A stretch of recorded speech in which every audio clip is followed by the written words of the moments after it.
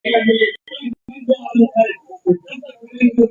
दोस्तों, देख रहे हैं आप और इस वक्त हम लोग मौजूद हैं जम्मू के सिविल सेक्रेटरी के बाहर, जहां पर आप देख सकते हैं कि भारी मात्रा में पुलिस फोर्स मौजूद है।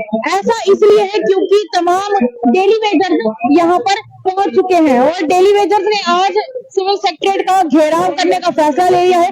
48 घंटे की स्ट्राइक पर तमाम डेली वेजर्स जा चुके हैं। आइए एक डेली वेजर से बातचीत करने की कोशिश करते हैं। जी भाई साहब, क्या नाम है आपका? नवदीप सिंह। भैया जी, कितने सालों से आप इस डिपार्टमेंट में काम कर रहे हैं? ये लगभग कोई 95, 96, 97 से यहाँ पे जितने बंदे आए हुए हैं तो 20-25 साल से ऊपर हो गए हैं। मतलब 30 साल आपको लगभग होने वाले हैं? हाँ, होने वाले 25 से। तब से आप डेली वेजर हैं? हाँ, डेली वेजर तब से। 94 के बाद डिपार्टमेंट में कोई रेगुलेट किया ही नहीं है। उसके बावजूद आप लोग काफी समय से प्रदर्शन भी सभी कर रहे हैं, पर क्या लगता है किस वजह से सरकार आपकी रेगुलराइजेशन के मसले को हल नहीं कर पा रही है? क्या लगता है एसआरओ जोन की जो आप डिमांड कर रहे हैं इतने समय से, वो अभी तक क्यों नहीं लगा पाई है? देखिए, वो सरकार ये जो हमारा जो पीडीडी और हमारे पीएचई डिपार्टमेंट में एक हमारा रूल था कि 7 साल के बाद डेली वेजर को पक्का करना है, तो उसके लिहाजा की उसमें जो लोग लगे, जैसे हम लगे, हमें पता है कि 7 साल के बाद रेगुलर हो जाएंगे, लेकिन कुछ हालात ही ऐसे हुए, गवर्नमेंटें चेंज होती गई और गवर्नमेंटों ने इसके ऊपर कोई संज्ञान नहीं लिया। हर बार नई गवर्नमेंट आती थी और आपको ये सुनने में आता है कि जो अभी मौजूदा गवर्नमेंट है ये बोलती है कि ये बैकडोर एंट्रीज है, ये इनको पता नहीं किसने लगाया है, ये पिछली सरकारों ने लगाया है। तो मैं तो इसमें कहता हूँ कि ये एक गलत बयान है। ऐसा क्यों? देखिए, जब काम नहीं करना तो ऐसा ही बोलेंगे। जब आप ये कह रहे हैं कि उनका काम करने का दिल नहीं आपको? अगर दिल होता तो आज कमेटी थी, 6 महीने की कमेटी थी। ये उमर साहब इसका जवाब दीजिए ना, उमर साहब की वो कमेटी कहाँ गई? आपने रेगुलर करने के लिए बोला था, कमेटी गठित की गई है, ये पिछली असेंबली में बोला था, यहाँ यही पे बोला था लास्ट ईयर असेंबली। हाँ, तो फिर वो बताइए वो कमेटी कहाँ है? वो रोड मैप कहाँ है? तो डेली वेजर 13 महीने हो गए हैं, उस कमेटी को रिपोर्ट उसकी रिपोर्ट क्या है? यूपी सीएम को हमने पूछा था और वो कह रहे थे कि डेली वेजर्स को बोले थोड़ी देर और इंतजार करो, इसी सरकार ने उनको पक्का भी करना।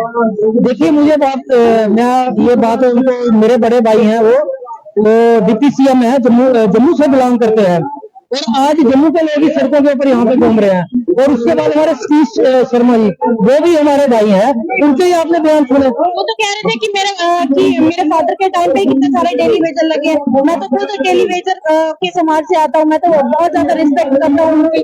बहुत अच्छी बात बोली उन्होंने, लेकिन उन्होंने एक बात बहुत गलत बोली, क्योंकि हमने डेली वेजरों की आवाज उठाई है, हम डेली वेजरों को लीड कर रहे हैं। इन्होंने हमारे इल्जाम लगाया कि ये लोग कुछ जो है ये इलेक्शन लड़ना चाहते हैं।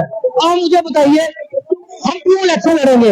आज हमारी 50 साल से ऊपर एज हो गई है, आज हमने ये डेली वेजरों का अगर मुद्दा उठाया है, आपके पिताजी ने लगाए। मैं कहता हूँ आपके पिताजी ने बहुत पुण्य का काम किया। हाँ, उनकी परमात्मा की आत्मा को शांति दे, तो स्वर्ग में वास करे।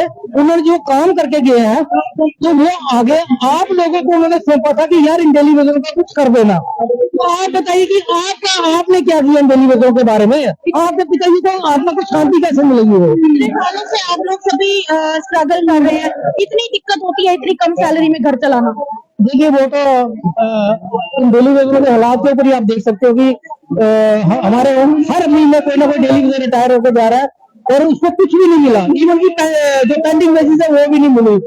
तो इतनी सैलरी में आप बताइए कि अगर ये 1.5 लाख देने के बाद ये इनकी डिमांड है कि हमारी जो तनख्वाह वो डबल की जाए, और ये शायद गवर्नमेंट के पास इनकी फाइल पहुंच भी गई हुई है।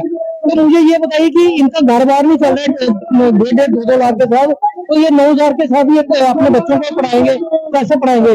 मेरी बेटी जो है वो भी पढ़ना चाहती है, अच्छे स्कूल में पढ़ना चाहती है, तो मुझे पता है कि मैं कैसे फीस का जुगाड़ करता हूँ, कैसे घर का खर्चा चलता है। सिलेंडर भी बहुत महंगा हो गया हुआ है। सिलेंडर क्या है, इधर हालात इतने खराब हो गए हैं, उधर से वो जो ईरान और अमेरिका की जो जंग लगी हुई है उसके कारण मैं कहता हूँ कि शायद डेली वेजर कहीं भूखे ना मर जाए। सिलेंडर कहाँ से लेंगे ये डेली वेजर? मुझे बताइए, सिलेंडर तो मिलेंगे नहीं, तो लकड़ी ये कहाँ, जो गांव में है वो तो बेचारे गुजारा कर लेंगे, लेकिन जो सिटी के अंदर है वो कहाँ से लकड़ी है कहाँ से लाएंगे? देखिए, एक बहुत बड़ा सवाल डेली वेजर्स के मन में है कि सरकारों ने अभी तक हमारे लिए कुछ क्यों नहीं किया। देखना ये रहेगा कि सरकारों के द्वारा क्या कुछ किया जाता भी है या नहीं किया जाता। एक बड़ा प्रश्न चिन्ह इस वक्त लगा हुआ है कि तमाम डेली वेजर जिनको लगभग 30 साल हो चुके हैं, कुछ तो ऐसे हैं कि जिनको 30 साल से भी ज्यादा समय हो चुका है डेली वेजर बने हुए, पर घर का खर्चा चलाना बहुत मुश्किल है। इतनी कम तनख्वाह में जिंदगी बसर करना बहुत मुश्किल है। आपको क्या लगता है? अपनी राय हमारे साथ साझा कीजिएगा और इस खबर को तमाम डेली वेजर के साथ जरूर शेयर कीजिएगा। साक्षी सानी के साथ कैमरा